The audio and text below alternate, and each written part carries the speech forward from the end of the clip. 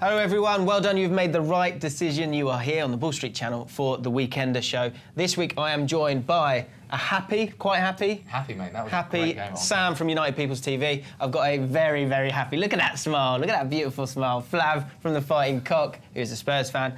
And less happy, kind of nervous, on the border of panicking. Hey, it's Robbie from Arsenal Fan TV. We'll get into that, don't worry. So what we're going to be doing, we're going to be previewing all the weekend's action. But first of all, we talk about some of the things that we're looking forward to. I'm going to go first because we've had deadline day, but now, can you hear this? Silence. Bit of transfer silence. No more rumours. We're back to business. Robbie, you say it the best. Go on. Back to business. No, you say it properly. Back to business. There we go. That's what I can't say stuff like that in that tone. There you go. Now we're back to business. I can't do it. Yeah, you probably should have done that. Yeah, I should have done that. Yeah, never do that again. Yeah, no more transfers. All that. To be fair, it was a quiet deadline day anyway. So it was, but yeah, it was quite exhausting. You guys had a long day, didn't you, on Monday on the Bull Street channel? You can still see some of that if you want to go and check that out. So I'm looking forward to just getting back to business. There's a bit more transfer activity in China by the looks of it. Yeah. They're signing all the big players at the moment. That's a mad one. Jackson Martinez, Ramirez, but yeah, the transfer window was a and of course, Stephen Fletcher to Marseille, the big one on the transfer window. But we've got to try and move on from that, guys. We've got to try and move on. So let's do this. What are you looking forward to, Sam? United against Chelsea. Typically, it's one of the biggest games in the calendar. Not really this season, but now that United are coming back into some form, it was at Old Trafford. So more important, you're looking forward to another convincing... Well, no, I'm actually looking forward to a game, like, period. I haven't done that in quite a while. It's a dream, it's a massive thing. I'm just literally looking forward to a Premier League game. It's going to be quite enjoyable. There's a lot of decent, really, really good games. Leicester, Man City, obviously, first v second. That's a big, big game as well. I mean, we'll get onto it in the next video, but I've got to say that could be a boring one as well, though, couldn't it? Well, it's Van Gaal, so it could happen, but you know, I'm just going in eternally optimistic. Hold on a minute. You did this in Van Gaal. You was telling us off air that you met him a couple of days ago. I mean, Louis. So what was it like? Oh, Louis, can you sign this, please? Right. Yet still the other day, you were saying you wanted him sacked. Are you still sticking by that? You've got to get that signature. It's vintage. It's going to be gone next week. It's going to be worth nothing. Didn't not a single part of you feel, as you was walking up to Van Gaal to get your signature, think, I'm a terrible human being? Yeah, I am a two-faced liar. Van Gaal came up to me. He saw me, he goes, you know, Sam, I've seen you around, you know, can I have your signature? And a pen ran out just after he'd done mine. Like, you know, fickle, mate, fickle. Like, I told you. You wanted him out the other day. I'm still sticking to it, and Van Gaal's got to go.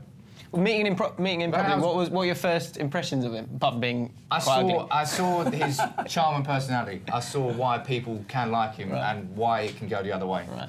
But what did you say to him? Tell me what you said. Well, you signed my clipboard. No, I told him. I sat there and watched a bit of training. I said, you know, Louis, I know your philosophy now. Now I get it. Now I get it. And then I got all teams to death. Mr. Security should have threw you out, mate. Yeah, you've been there disrespecting the man all this time, saying that you want him out, he's got to go and everything. What you expect me to bowl into the training ground and say, Louis, get out of my club? Yeah, but you go up to him and say, you know, I know your philosophy. You refuse the invitation. Just you don't go. Don't say, suddenly I've got an opportunity. So you could have gone. You've gone to the training ground. You could have gone. Louis, come here, mate. You're boring the pants off everyone. Maybe just like quicken it up a little bit. As soon as I realised I was meeting Van Gaal, I was like, look, right, you've got to tell him how it's going. But as soon as they come over, I was like a kid in the switch. Really? As soon as the players come over, it's like... What do you mean kid in the switch? You wanted to take them all home. That's exactly what I wanted to do. I want you, and I want you. Bye, Louis! It was good meeting them all, but as much as I wanted to, I bottled it. At least you've admitted it. Right, let's move on from that, now that you've finally said that. Flav, what are you looking forward to this week? Stand above Arsenal. So, mate, mind the gap. Yeah, mind the gap. Oh, yeah, I hear it. Listen, Save that. Wait for camera that is. Save that. Mind the gap. You heard that? No, you heard that. Listen to me. He said mind the gap, right? Save it. Save it. A Tottenham fan again, 2016 just said mind the gap. Right. I tell you, honestly, all jokes aside, right? Mind the gap. You've been here before. It's all right. No, honestly, I've been in this situation so many times where Spurs have stolen a march on Arsenal, even temporarily, and we think it's turning. And I'm longing the tooth. I understand that this isn't any kind of example of a shift in power in North London. It isn't. In fact, we've got two. Yet, maybe. But we've got two very powerful teams in North London. And I don't know who's going to finish ahead. The pessimist in me says that we'll mess it up. But looking at our form, we've got a good chance of finishing above Arsenal. The form Arsenal are in currently, that isn't going to be the way it is for the rest of the season. Some of the meltdowns that you saw on Arsenal Fan TV aren't reflective, I'd imagine, of the majority of Arsenal support, although I hope that is true. Taking that Mickey. You carry on rubbing it in. Don't worry. I'm trying to be... I think quite fair. That was quite nice. Yeah, he came back. Quite a nice comment for you. He ain't never fair. I know he's got some sort of motive behind it. It's like cheeky smile. I don't accept anything he's saying. I think the point is... He said mind the gap. That's all I know. The point is that if you stay at top of Arsenal, really, you got to be... Well, you're certainly going to be Champions League, which is what you want. Well, but if you finish above Arsenal, really, you should be winning the league. Yeah, well, it's only the might of Leicester that's going to stop us from doing that, which is, to me, I mean, it would sum up my entire experience of following Spurs if the season we could have won the league, Leicester finish above us. That's just unbelievable, really. So, Robbie, and this gap, by the way, is sort of...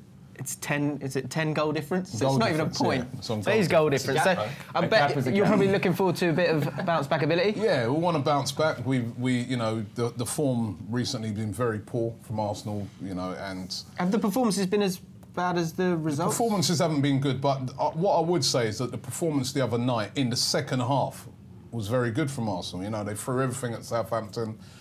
Even Ronald Koeman came out after the game and said no team has ever had that many chances against Southampton and not won. The stats showed that I think Fraser Forster made more saves in that game than any other keeper in the Premier League this season. So they tried everything to win the game. It just didn't happen. But what's been getting on my nerves a bit with Arsenal is that we've been starting too slowly in games. That's been the thing, isn't it? Yeah, we did it against Chelsea. We did it the other night. You know, you've got to play for 90 minutes. You can't just keep playing for 45 minutes. But as a team that's at the top of the league, isn't that just something that will happen because you've got to tire teams out, and that's why in the second half you get more chances? Yeah, but you've got to... I think when we've been successful this season, like when we played against Manchester United and we beat them, we totally blitzed them in the first half.